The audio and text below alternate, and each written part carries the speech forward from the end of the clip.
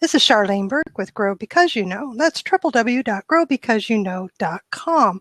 Welcome to Morning Mindset Cafe, where we read a few pages of Napoleon Hill's Think and Grow Rich, followed by a lot of discussion of what we've read. Today we're reading pages 178 to 181, finishing up chapter 10 about the mastermind. Let's get started, shall we? So, midway down, page 178, about halfway down.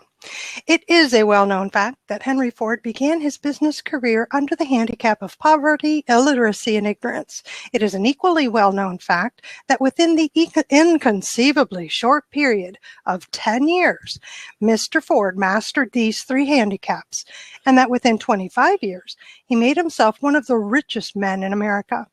Connect with this fact the additional knowledge that Mr. Ford's most rapid strides became noticeable from the time he became a personal friend of Thomas A. Edison, and you will begin to understand what the influence of one mind upon another can accomplish. Go a step further and consider the fact that Mr. Ford's most outstanding achievements began from the time that he formed the acquaintances of Harvey Firestone, John Burroughs, and Luther Burbank, each a man of great brain capacity. And you will have further evidence that power may be produced through friendly alliance of minds. There is little, if any, doubt that Mr. Henry Ford is one of the best informed men in the business and industrial world. The question of his wealth needs no discussion. Analyze Mr. Ford's intimate personal friends, some of whom have already been mentioned, and you will be prepared to understand the following statement. Men take on the nature and the habits and the power of thought of those with whom they associate in a spirit of sympathy and harmony. Henry Ford whipped poverty, illiteracy, and ignorance by allying himself with great minds, whose vibrations of thought he absorbed into his own mind. Through his association with Edison, Burbank, Burroughs, and Firestone, Mr. Ford added to his own brain power the sum and substance of the intelligence, experience, knowledge, and spiritual forces of these four men. Moreover, he appropriated and made use of the mastermind principle through the methods of procedure described in this book. The principle is available to you. We have already mentioned Mahatma Gandhi. Perhaps the majority of those who have heard of Gandhi looked upon him as merely an eccentric little man who goes around without formal wearing apparel and makes trouble for the British government. In reality, Gandhi is not eccentric, but he is the most powerful man living, estimated by the number of his followers and their faith in their leader. Moreover, he is probably the most powerful man who has ever lived. His power is passive, but it is real. Let us study the method by which he attained his stupendous power. It may be explained in a few words. He came by power through inducing over 200 million people to coordinate with mind and body in a spirit of harmony for a definite purpose. In brief, Gandhi has accomplished a miracle, for it is a miracle when 200 million people can be induced, not forced, to cooperate in a spirit of harmony for a limitless time. If you doubt that this is a miracle, try to induce any two people to cooperate in a spirit of harmony for any length of time. Every man who manages a business knows what a difficult matter it is to get employees to work together in a spirit even remotely resembling harmony. The list of the chief sources from which power may be attained is, if you have seen, headed by infinite intelligence.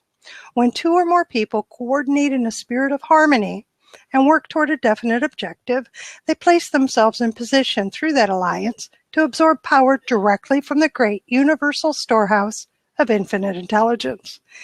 This is the greatest of all sources of power.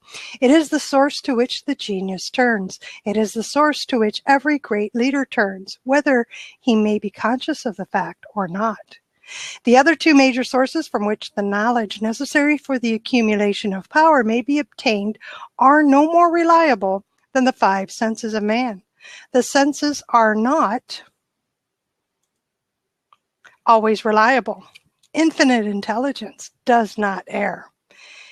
In subsequent chapters, the methods by which infinite intelligence may be most readily contacted will be adequately described. This is not a course on religion. No fundamental principle described in this book should be interpreted as being intended to interfere either directly or indirectly with any man's religious habits. This book has been confined exclusively to instructing the reader how to transmute the definite purpose of desire for money into its monetary equivalent. Read, think, and meditate as you read. Soon the entire subject will unfold and you will see it in perspective. You are now seeing the detail of the individual chapters. Money is as shy and elusive as the old-time maiden. It must be wooed and won by methods not unlike those used by a determined lover in pursuit of the girl of his choice. And coincidental as it is, the power used in the wooing of money is not greatly different from that used in wooing a maiden. That power, when successfully used in the pursuit of money, must be mixed with faith. It must be mixed with desire. It must be mixed with persistence. It must be applied through a plan, and that plan must be set into action. When money comes in quantities known as the big money, it flows to the one who accumulates it as easily as water flows downhill. There exists a great unseen stream of power, which may be compared to a river, except that one side flows in one direction, carrying all who get into that side of the stream onward and upward to wealth. And the other side flows in the opposite direction, carrying all who are unfortunate enough to get into it and not able to extricate themselves from it, downward to misery and poverty. Every man who has accumulated a great fortune has recognized the existence of this stream of life. It consists of one's thinking process. The positive emotions of thought form the side of the stream which carries one to fortune. The negative emotions form the side which carries one down to poverty. This carries a thought of stupendous importance to the person who is following this book with the object of accumulating a fortune. If you are on the side of the stream of power which leads to poverty, this may serve as an oar by which you may propel yourself over into the other side of the stream. It can serve you only through application and use. Merely reading and passing judgment on it in either way or another will in no way benefit you. Some people undergo the experience of alternating between the positive and negative sides of the stream, being at times on the positive side, at times on the negative side. The Wall Street crash of '29 swept millions of people from the positive to the negative side of the stream. These millions are struggling, some of them in desperation and fear, to get back to the positive side of the stream. This book was written especially for those millions. Poverty and riches often change places. The crash taught the world this truth, although the world will not long remember the lesson. Poverty may, and generally does, voluntarily take the place of riches.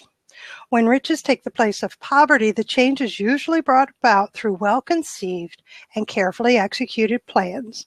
Poverty needs no plans. It needs no one to aid it because it is bold and ruthless. Riches are shy and timid. They have to be attracted. Anybody can wish for riches, and most people do. But only a few know what a definite plan plus a burning desire for wealth are the only dependable means of accumulating wealth. That's a pretty big reading. Eric, I need a musical intro.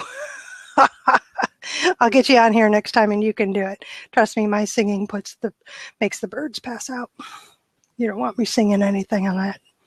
And my piano's way on the other side, so other side of the house. Good morning, everybody. Oh, please. I'm not gonna go there because I do actually have a couple of theme songs, if you will, theme music for the companies. Anyway, hello, Monty, Nikki, Ben, Monty, Omar. Good to see you, Mick. So let's get started. Let's get started discussing. Grab a seat, and let's talk about that power that comes from wanting something bad enough to do the things that are necessary to get there, right? power that comes from what I'm going to get from Matt, from his brain, to add to mine and what he might get from mine. Absolutely. Good morning, Matt. Good morning. Okay, so one of the things I was thinking about in terms of having the desire, this burning desire to grow, I'm still reading that Zen Habits book, and one of the things this reminds me of is when we are trying to form a new habit, when we're trying to continue action in the present moment, like figure out our plan and then execute and then review and look at the obstacles and continue to adapt the plan. I think an enemy of persistence when it comes to executing a plan is attaching too much to the results that we have. In a way that's if you are like, desire and want is great, but if you get to a point where you're attaching to results in a way that you want results immediately and you want all things to always succeed, that's going to hurt your persistence because it's going to discourage you when you act out. So let me share what's coming to mind as you're saying that, because I really like that. What I'm hearing for me and what came to mind is that I have my burning desire. I have it clearly defined. I have the vision of what I'm working towards. I have a plan. I have the persistence. I have the faith. I have the people around me that are going to help me get it done. Those who know not what I do, vice versa.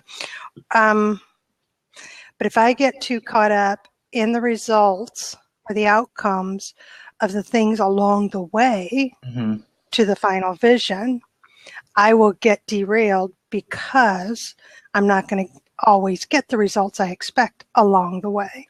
Exactly. Yep. Okay.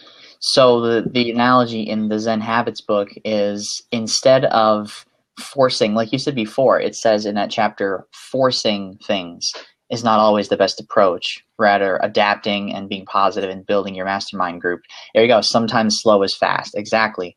The analogy in Zen Habits is, instead of treating things like clay that you have to mold and forcing things, plant a seed and take all that action in the present moment and water that seed and input all that positive information and planning and action in the present moment into nurturing that seed, nurturing that vision with the burning desire that you want to have it. I like that. And I like that because that is a really good way to describe my own experience of moving towards a vision and then changing the direction towards the same vision. So I had to change. I didn't have to, but I decided to change how I was going to reach that final vision, that final goal, because it really is more suited and aligned with who I am. So it's easier to do. Exactly. Yeah. It is easier to do. And it is, initially I had changed direction of the business in response to the recession and to the customers. And because my target market at the time was a financial district, okay? So, you know, when the phone stops, there was a reason. There was nobody at the other end of the line. Exactly. Literally, they weren't there. So when they started calling back, quite a few months later, they were calling back. They were asking for very different services than what I had originally been offering them. I could, and so I agreed. And it was a way to keep the business afloat. But it was a struggle. It was not my favorite thing to talk about. It was, I could get excited, but it was easily deterred, highly competitive. And I always had that in the back of my mind, it's going to be very difficult for me to stand out from the crowd because I know what's necessary to stand out from the crowd in that industry. And it's just not me. So eventually, I was open to, all the time, I'm open to, there's got to be a better way to do this. Got to be a better way. Got to be a better way. Refining. Yeah, it's like, it's and it was shown to me along the way. So that, yes, I wasn't attached to the details of the plan to get me to the vision. But I was slow to make the change because I needed to be sure that the change I was making was really going to benefit me and my customers and who am I going to be working with. Today I can say I made the right decisions. Today I took my time, and you all are right in the middle of it. I mean, I'm going to be doing a rebranding next year, but right now it's you hear me as Charlene with Grow Because You Know. My primary business is Search by Burke, and the focus is business research. You know, I'm an information professional, marketing consultant, but I'm going to be combining the two because they work well together. Yeah. And I'm more aligned and it's easier. So yes, I love the way you put it, Matt. That I can wholeheartedly get behind. I bet you 2 years ago I'd have sat here and said, I'm not sure I get that, but I'll trust what you say. Now I can say I get it. That's good. Well, that's good. I'm on a good mindset then. Just the idea of refining and adapting a plan and doing it slowly and surely, so that you know that it you can sense that it works as you're adapting it. You don't make so much change to scare people or derail yourself from the vision. That's all I have to say. So wonderful. Thank you so much. You're Always welcome. good to see you, Yeah, Matt. good to see you. Stuff. All right. Hey, Monty, you want to hop in, or are you going to say your hair? You need to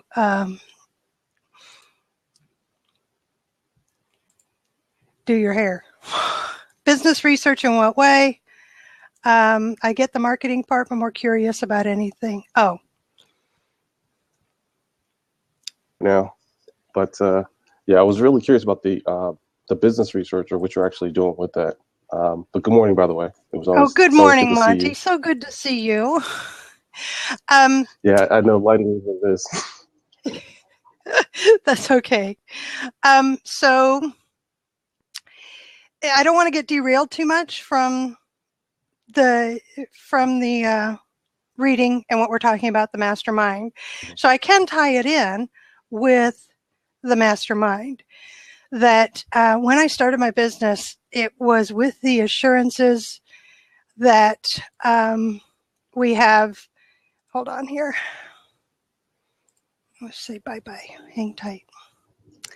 I understand. So it is, I needed people around me who actually believed in me and understood what I was trying to do when I started my business. And that was to provide competitive intelligence, industry, market, research, and business profiles to the business community.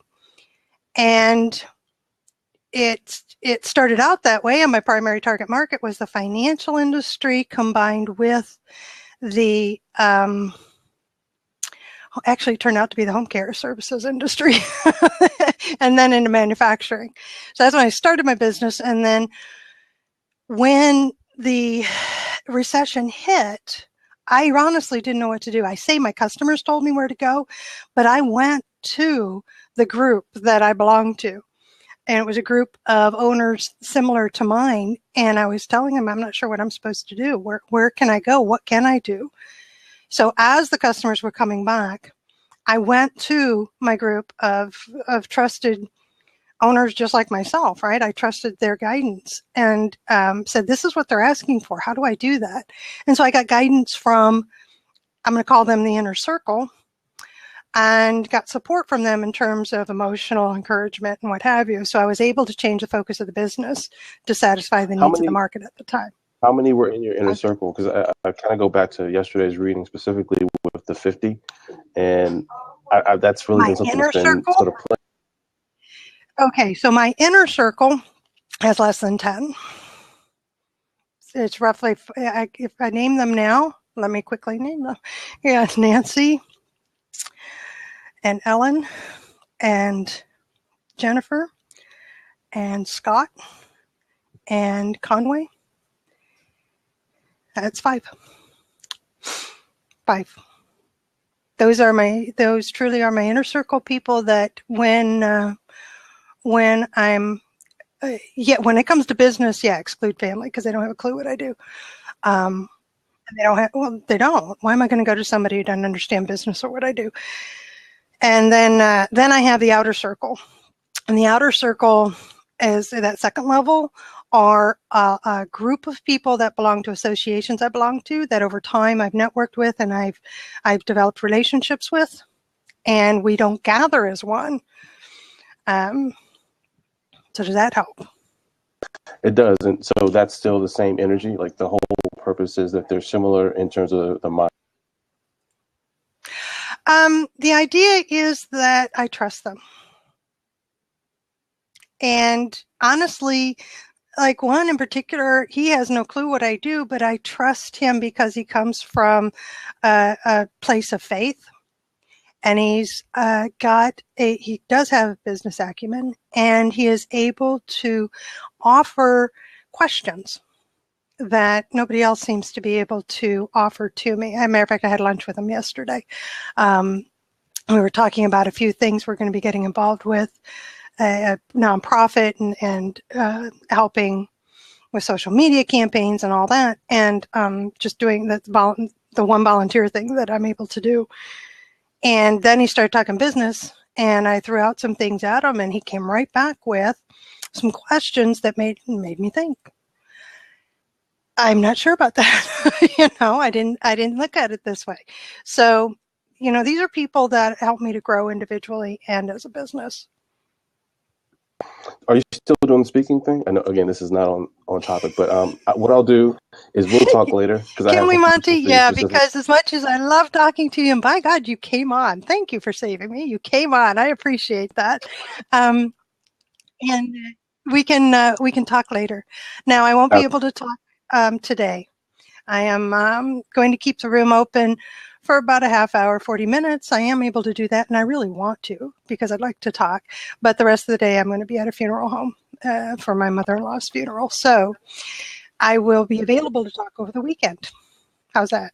So we'll touch base. I appreciate everything you do, and much love always. Thank you. Thank you, Monty. Cyber hugs to you, my friend.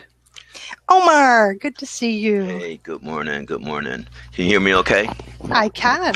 Great. Loving the new headset you've got. I can hear you so much better too. It's loud and clear. So my biggest takeaway here is, I came a little late, but what I got, and that's what I needed to hear, was the meeting of the minds of the mastermind, and that Ford only became great once he had aligned himself with other great minds. Yes. Not to say that he may not have been the sharpest knife in a drawer, but when he hooked up with Firestone, and then it's the synergy and the combination, the mixture of that, what made it so powerful. So, right. What I'm, seeing that could be how we're helping each other in Blab, and never before I've been able to, and nobody has been able to align with people of their own tribe and vibrational, thought consciousness or whatever. And so we are having the same opportunity now to link with other people. So it's really good to, figure out, get our little tribe, get our little circle together, and we can meet, like I said, we can have a mastermind. Or let me ask you, have you ever heard of Jack Boland? Not right off. Do you know who invented the mastermind? Who invented the mastermind? I'm not sure where you're going with this, Omar. Jack Boland was one of the, he has the Mastermind Journal and all that, but that's Church of the Day. We'll talk about that later. But okay. I just wanted to say that, we have an opportunity to meet like we do every day and go over and refresh some things such as, aligning yourself with like-minded individuals. And, I think Blab is a great platform for that. I agree. It's been interesting when I've been on others' Blabs that there'll be a moment when I feel that everything that we're all talking about is pretty awesome. And it suddenly went to a different level. And it wasn't planned and it wasn't intentional, and nobody really came on for specific, for anything more specific than being in the hot seat with a specific person, the host, right? But when somebody else came on, and then I came on, and then the comments started changing. And there was just a moment there when I had this realization that something bigger was happening. And how cool is that? And it was striking everybody. It wasn't just me. It was everybody made the comment of how awesome that was. It was a great coming together. A couple of people called it. And so absolutely, Omar, this is an excellent platform for that to happen. Yeah, I met, and I'm going to just say that, I'm just so grateful that, I've met the people that I met.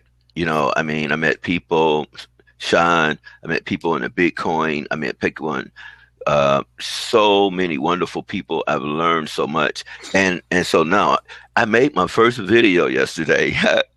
So, Yes. and I think that's a result Moving of forward, my having friend. confidence. It's just building up. Yeah.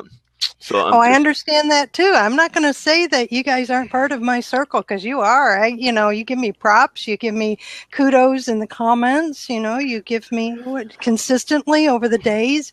You've told me how much you appreciate me, but you also participate so that I can appreciate you as well. So, yeah, and I encourage everybody to hit the tweet button and retweet your stuff. And then go and retweet everybody else's, and then I start, and just so we can get the birdie out there, so we can fill the house up. Yeah. Telling you, you're my awesome friend, Omar. Yep, and I'm going to always be there for you because you're an awesome friend, and that's why I'm going to make millions and millions of dollars. Let's do Thanks it. a lot. Have a great day. All right. Thank you. Good morning, Chuck. Good to see you. Great to be here. Glad to see everybody's joined in at the cafe. Stop by for a cup of coffee. Exactly. I wish I could pass it through to you. There's lots of things in today's reading, but I was thinking about two particular things. The part where towards the end, every man has accumulated a great fortune, has recognized the existence of this stream of life. It consists of one's thinking process. And I thought, there's the mindset right there. The positive emotions of thought form the side of the stream which carries one to fortune, and the negative down to poverty. But if you backtrack to the beginning of this section, in italics, it says, I love this. This principle is available to you. And I think exclamation point, because I think that a lot of people don't think that it's there for them. I mean, I hear it every day, the negative attitude or negative mindset that you see in a lot of people. And heck, I will admit, I for a long time was the captain of that ship, or the engineer, blowing the steam horn at the front of that ship, and I can understand that, and I saw how it could be very detrimental, and so that's my attitude now. Is there's just so many possibilities people have if they just realize it and get a little help. How true. It's in this section. So I can say honestly that both my husband and I, for many years, when I look back, had great attitudes. We went through an awful lot together in the first few years of being married. We overcame a lot of things of our own making, and that which we had happened to us just because. And then I fully admit that there came a time that we just got tired of fighting. And it was just too much. And so what ended up happening was our thinking changed. And our thinking, while still positive, became more of the desperate, we will get through this, because we always do. And it became limited because instead of thinking about the wonderful places we were going to go and do and be, and that vision of what we had, it became just get through today. We're going to get through today. And I call that, it's in some instances, and in a pretty short period of time, relatively speaking, it was actual survival mode. And the difficulty was moving from that survival mode, just doing whatever needed to be done to get through. Stay upright, stay sucking air, smile when you have to, get through it, right? We wanted it to happen overnight, but what happened is it happened too long. We were there too long. So it's taken time to change my thinking to one of what it used to be, which is it's all out there.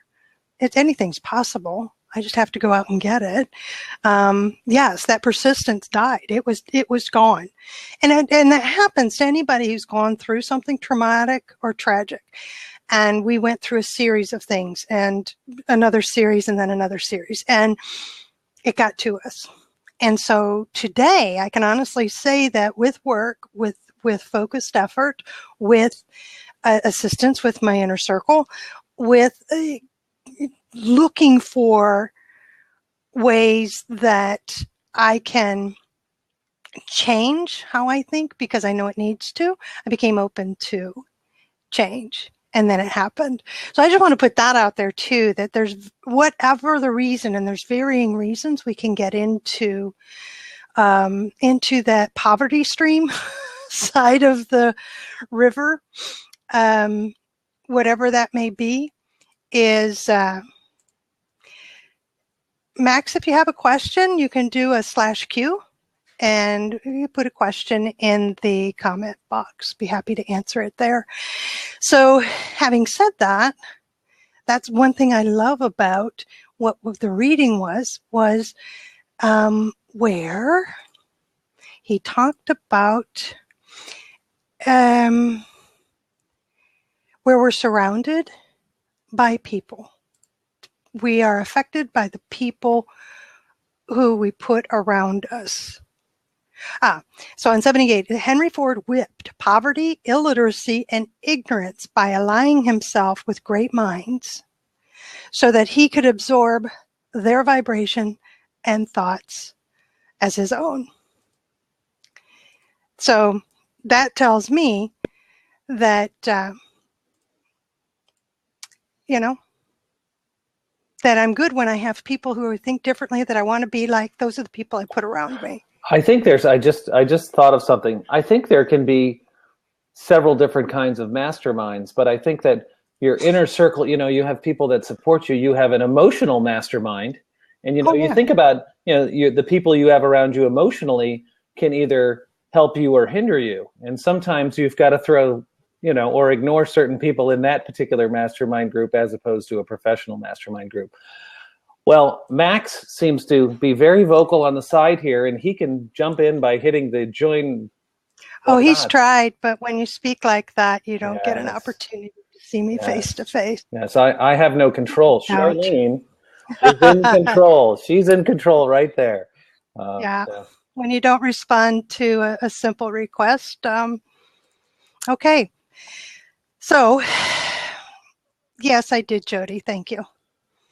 Thank you. I did. It is good to have the kind of controls we have as host, So just so people understand, if somebody jumps in to a blab, just joined and then wants to jump into the live stream, I'm not going to let them just jump in because it tells me they have no idea what we're talking about. They can't add anything to the conversation. If I don't know them and they're persistent and it's the first time I've seen them, I question it because I don't want it to have a negative impact on the room and I don't want to get derailed. And so I'll do this. I'll say, if you have a question, put it into the comment area, and based on the comments, it's determined whether you're going to stay or not. So again, trying to keep the health of the conversation up. Okay. Oh, thank you, Steve.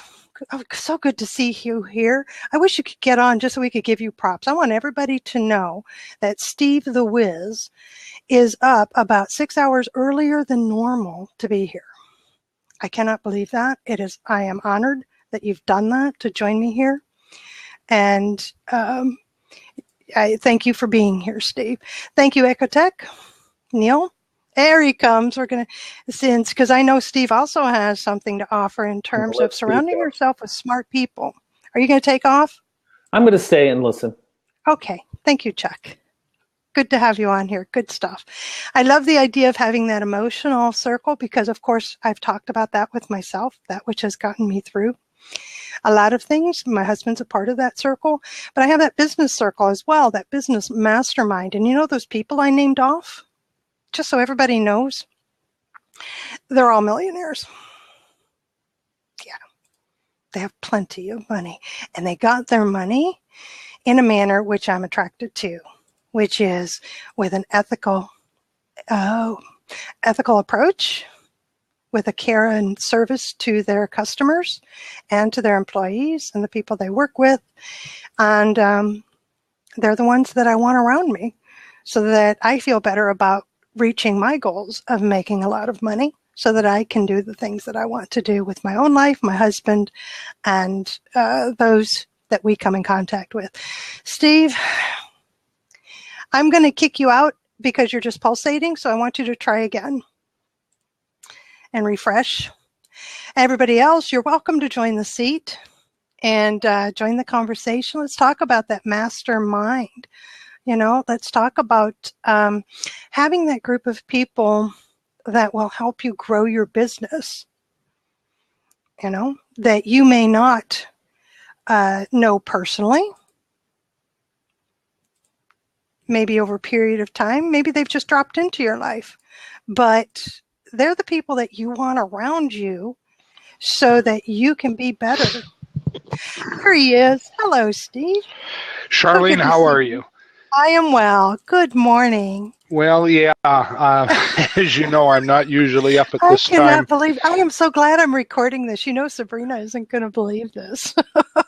Well, and we have Ha. We have Ha for proof. I'm not sure if I'm up early or up late, but I'm here. Yeah. How wonderful. Thank you. It's either 3 hours late or 4 hours early or something. But I won't stay long, but I loved your presentation, your reading, and it's wonderful to see so many people sharing positively. You've got a great group here. And don't I? And this concept of Mastermind that was shared in Think and Grow Rich, it's an old book, but it's a concept that is just so true today, so powerful.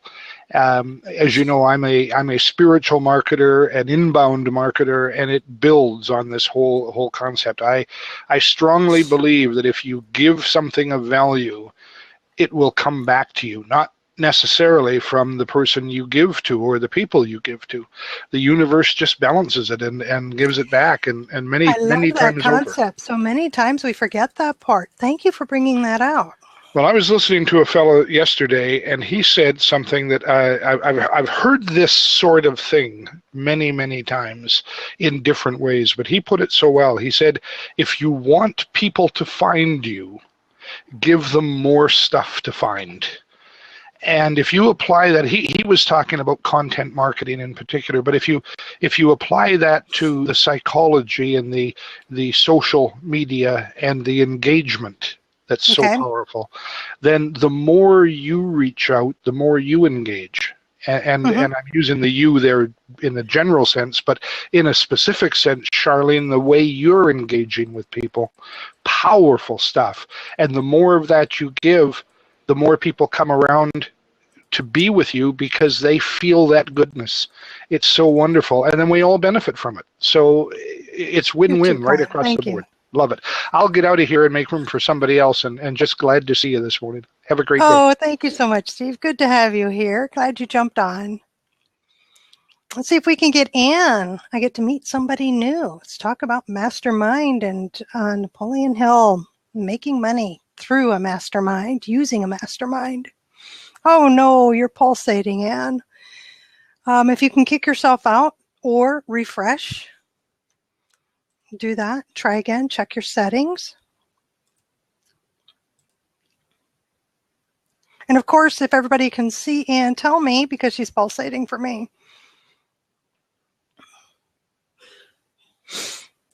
Anybody else like to jump in? We have some open seats. Let's talk about the mastermind, how we don't have to know everything.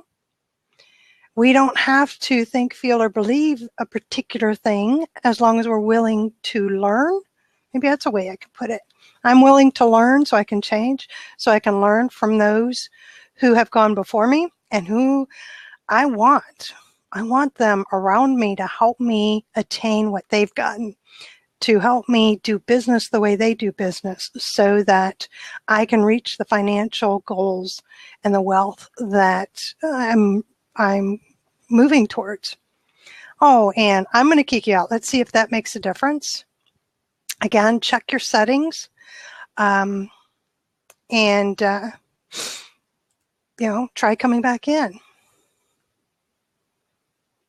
And then we have Sam coming in. Okay. All right, I'm not doing this, people. I am not kicking people out. Can everybody still hear me? Trust me, I'm trying to get you in here. Omar, we're going to test it on you. See what happens. Yeah, it works Omar good comes for me. in. I just wanted to jump in and say to Ann to jump out. Well, you kicked her out nicely, of course. Oh well, Sometimes when the host kicks out and you try again, it works. Right, it come back. All she got to do is refresh while she's out. Okay, thank you, Omar. Hello, Ha. Hey, good Shelley. to see you, my friend. Yeah, I hope that Stephen's still here because I want to tell Stephen this community is this is Charlene's people. Oh man, I am so thrilled to have you all around me. It is fabulous people, aren't you? Yeah.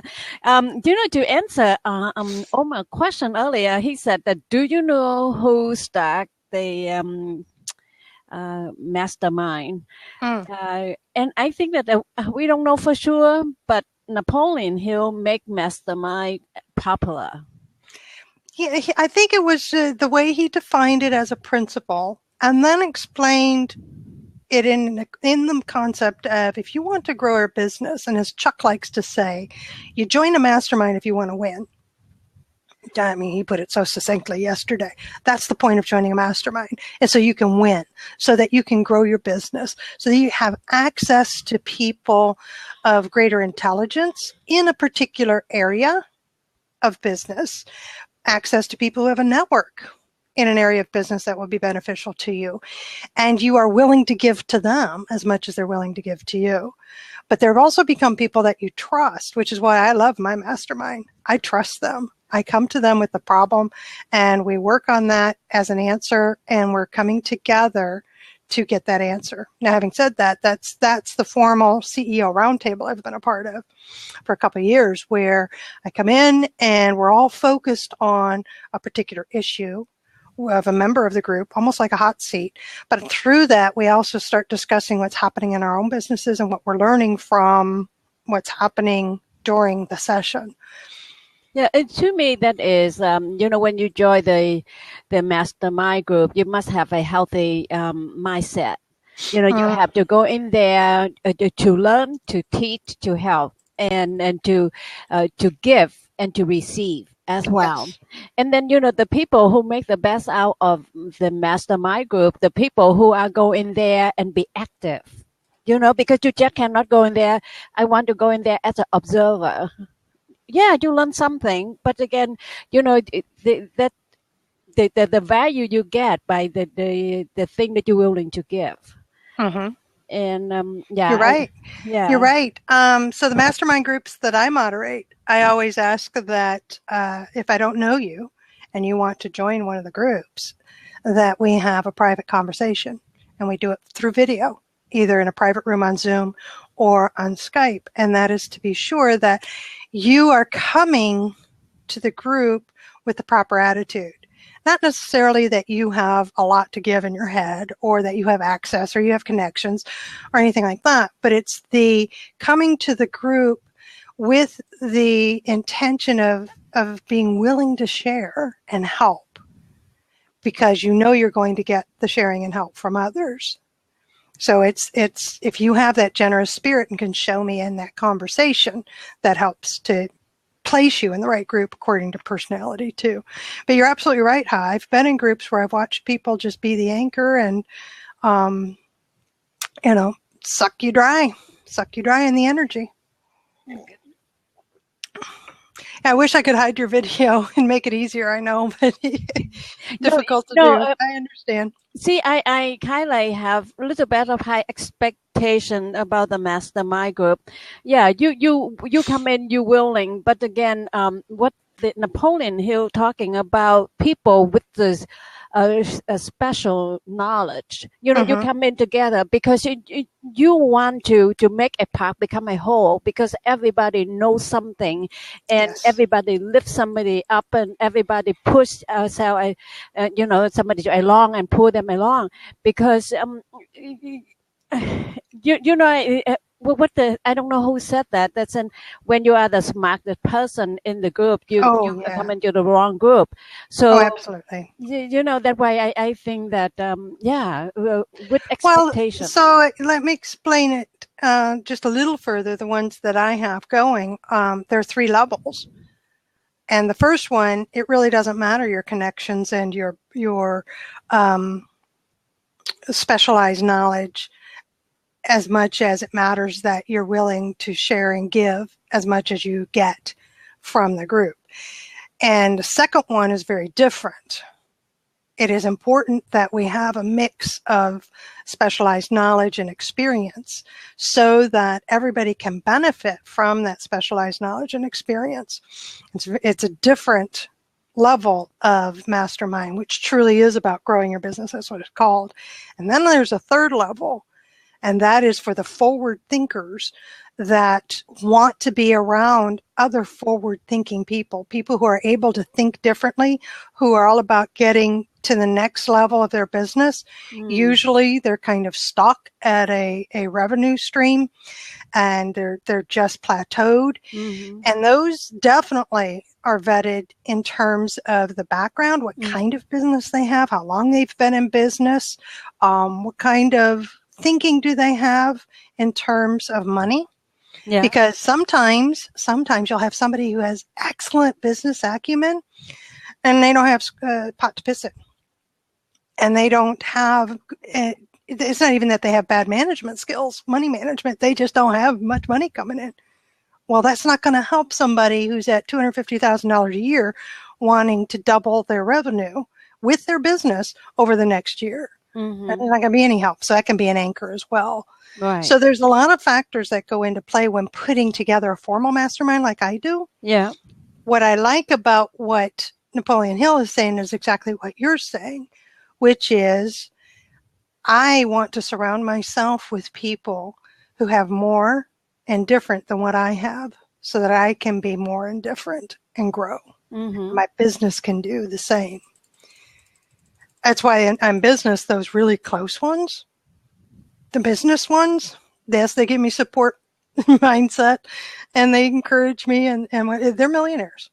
They're ahead of me. Yeah. They know what it takes.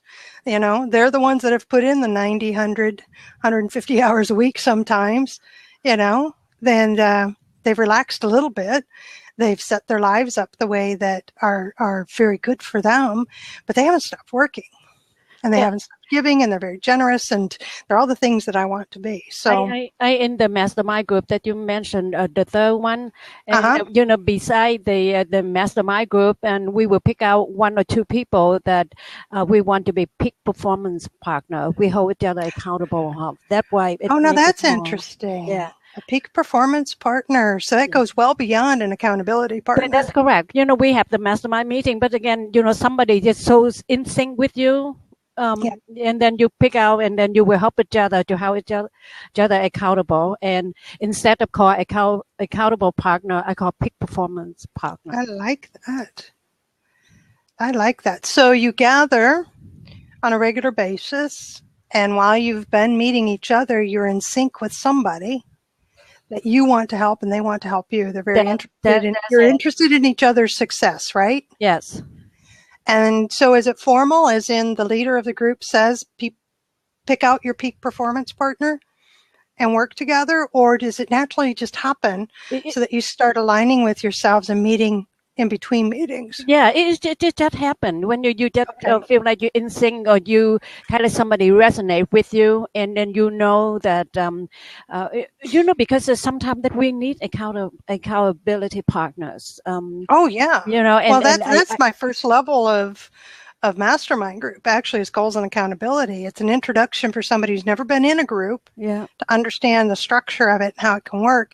And it's very non-threatening because you're in a group and saying out loud, these are the goals I want to reach, and the group is going to help you be accountable to them. And I try to not to use accountability partner because it's that like so ordinary, and I want to say peak performance. Yeah, partner. I'm really resonating with each other, you know, to the best that of our ability, to our. Yeah, I know Chuck is seeing it too, loving that peak performance partners. I love that. And I can see me actually taking that in and spreading that to that second and third level group to encourage them. You know, encourage them. I mean, I always do. It's just to let them know it's perfectly okay to get together in between meetings. Yeah. You know, and they do. They do it on their own. But every once in a while, I remind them that, you know, it's perfectly okay. But that could actually make for a good discussion. Yeah. For the group. Charlene, at 9 o'clock, I have to go, and I will talk to you later. Goodbye. Thank you so much. And, have a great weekend. And I'm thinking of you and your family with a lot of love and prayers. Okay. Greatly appreciated, greatly accepted. Thank you. Bye-bye. And there's Omar again. Hello, dear. Yeah. Okay. In reference to aligning with other great-minded people, here on Blab, today I was thinking about doing another Blab. I was thinking about wearing my suit this time. Okay. Because a lot of people, you think that might be better? If I want to attract, say, higher orders of beings, and being what I'm doing is talking about what I talk about, that I need to be more conservative, If that will help you to speak the way that you want to be spoken to, yes. Okay, great. I mean, that's the best way I can say it. I'm always conscious of how I dress when I come here. You'll know that, I'm sure you've noted. I mean, I wear denim, but it's always a nice denim button down. I don't wear t-shirts, and I always wear, groomed. I come well groomed. But this is because I'm in public. Right. So okay? you dress it's not success. A casual, I mean, this is casual meeting, but stuff we're talking about isn't casual stuff. And I think I come to the Morning Mindset Cafe and the reading and the discussion with the thought of treating it as respectful. So that's, part of why I dress the way I do, and I speak the way I do, and I formalize it the way I do, is that I want it to be at a higher level than just, hey, I read a sentence, didn't get it, hey, moving on, and why I don't just allow quick rotation. I want you to come in and discuss a little bit. Okay. So, it's who do you want to attract? How do you want to be spoken to? And will it, and what happens is, well, the way this happens to me, I don't know if it happens to you, but the way I dress affects my attitude. Right, I feel more confident. Yes, exactly. Which is why you're not going to see me in t-shirts and, raggy clothes here on Blab, because I'm going to get way too casual and kick back, and it's just, and then I'll get very uncomfortable because I'm in public, so. Okay, great. So dress for success, or dress for the way that, say the successful people or the business people, or, that I'm dealing with, or I need to align with. Omar, you are enough. Okay. What you've shared in our Morning Mindset Cafes has been awesome stuff. So you and what you bring to other people is plenty. And it is more than enough, quite honestly. Thank you. Your question caused me to think that if I host my own Blab, which is what you're planning to do, and I want to strengthen my own confidence, but I want people to treat me in another manner, I do think about that. So, Jody has a point about you never have a second opportunity to make a first impression. Dress for your comfort and your confidence. We got a couple of great comments here. But ultimately, I want you to know that and those in the comment section, feel free to express yourselves. I have gotten great things from you. Yeah. And I've really, honestly, the only time I notice what you're wearing is when you wear the cap or you don't. Yeah. Well, I'm going to come. When you wear the knit toboggan that says it's really cold outside. Thank you. But I'm going to try the suit. I'm going to cut my hair. I got my headset, so I'm feeling better. I'm slowing down my thoughts. I don't feel as rushed, so I'll be able to formulate my thoughts better, kind of slow down, calm down, know that, Okay. All right, and then not blab too much. That's a good plan. But hold on, don't leave. Don't leave. Hi, Jody. Hi. Jody wants to talk to you. I didn't mean to interrupt. I just didn't want him to leave. Oh, that's okay. He'll be in the comment section. He's not leaving for good. I apologize. Why? I didn't want to interrupt, but he looked like he was trying to bag out, so I wanted to catch him before he did. Oh, no worries, Jody. I wouldn't let you in if I thought it was a problem. Besides, you called Omar back. Here he is. Yay! Yeah, what, Jody? What's up? Good morning. I've seen you around on Blab, and I like what you got, Omar. One of the things I just would like to add to the conversation that you're having, I'm a pretty casual girl, too. I'm a little bit of a chameleon, have been my whole life, and I take pride in being able to connect with people at all levels. If I want to impress somebody, I got to tell you, I'm 5'10". I put on a pair of heels and a suit, and I walk into a room. Ain't nobody not looking at my ass. You know what I mean? You have to be able to work what you've got. But what I would like to say to you, Omar, in keeping with sort of asking is you need to know who your ideal customer is and who you want to attract and what they're specifically looking for. So I think that needs to be your focus more so than what you think you should be wearing. You want to attract, you need to know who your ideal customer is and what they're expecting from somebody they're going to look up to, and you need to dress for the part. That's just my 2 cents. I think that even though, we are who we are in our underwear and a suit or whatever it is that we've got, you have to focus on who you're trying to attract and make sure that you present yourself in a way that brings those people to you. That's just my 2 cents. So that tells me that I need to get up, dress up, and show up. Because the ideal people that, you guys got me really thinking big. It won't be long now. I've shut down the tree service. I don't want to even go out. It's winter time. You're a brave guy. That's awesome. I mean, it's like, this is You're ready to burn the boats, aren't you? Not only that, but both of my cars are broke down. I'm not putting any money in there. I'm going to do this or die. That's awesome. That's awesome, dude. I walk my daughter to school in the morning and I get my exercise, so that's feeling a little better. And I can watch the Blab on the way home. And, by the time you kick in, I'm walking home. I'm watching it on the phone. But I need to walk and act and carry my shirt and tie now because it gives me more confidence. I feel more better. I use. That's where I was coming from. I speak differently and I act differently by the way I dress. Great. Because it's giving me permission to relax entirely or to be me in a different way. And that's how it works for me. Yeah. So it's almost like, it's like, should I wear a shirt or should I wear a tie? Being on the eastern side of things, we wear ties here. So the West don't do that, but I'm wearing a tie, and that's only because they've elected me as the American representative. Well, we can also look at it this way. I love the way Jody put it. Who am I trying to attract? Who's going to be attracted to me?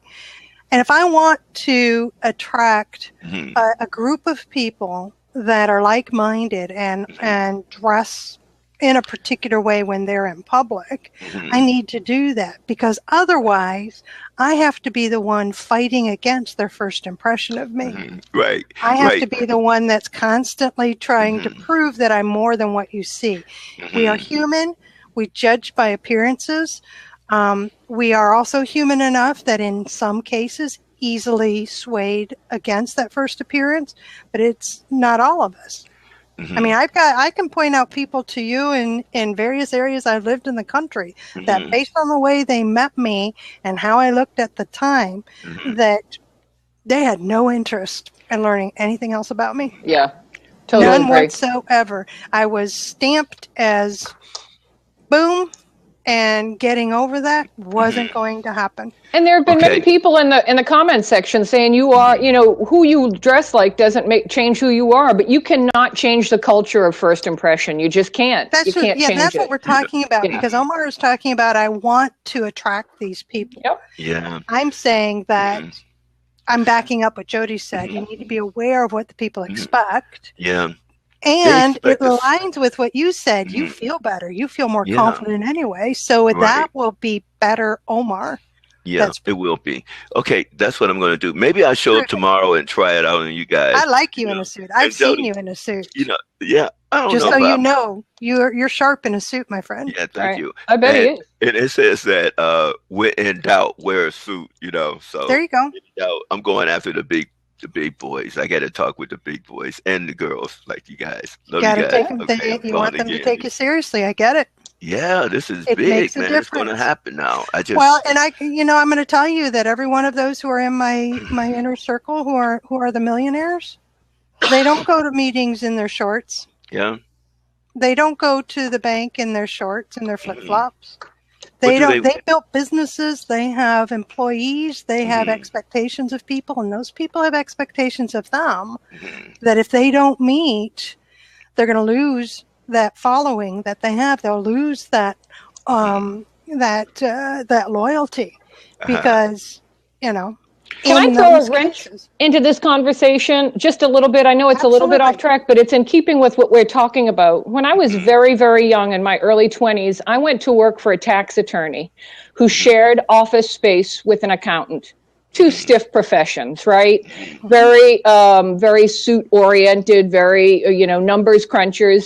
And so, they were friends, but they had separate businesses. And the accountant came back from a meeting with his biggest client, just like so baffled. He came in and sat down and started telling us about it. They were going to a bank to get, to cut some huge deal. And he showed up at his client's office to pick him up, and he was wearing khakis, a baseball jacket, and a baseball hat. And he said to him, "What the hell are you doing?" "We're going to a huge meeting." He said, "Don't worry about it. Just don't worry about it. We're going." So they went to the meeting, and his whole thing that he was trying to do ultimately at the end was to give them the first impression when he walked in the door that he was dumb and didn't know what he was doing. Well, there's strategy behind it. It was a strategy. It was totally a strategy to throw them off track so that they divulge things they didn't think that he would necessarily catch on to. Ultimately, the long story short is he got what he wanted out of the game by actually reverse engineering that whole thing by showing up casual and looking like he didn't know what he was doing. That's it exactly. I admit that there are times when I purposefully act a particular way or dress a particular way to see if you'll underestimate me. Yep. Honestly. Yeah. And it's awesome when you do. But I will say I get a lot of satisfaction out of that as well. I have a part-time job. I work as a waitress. I work from home, and I have a business that I'm building from home.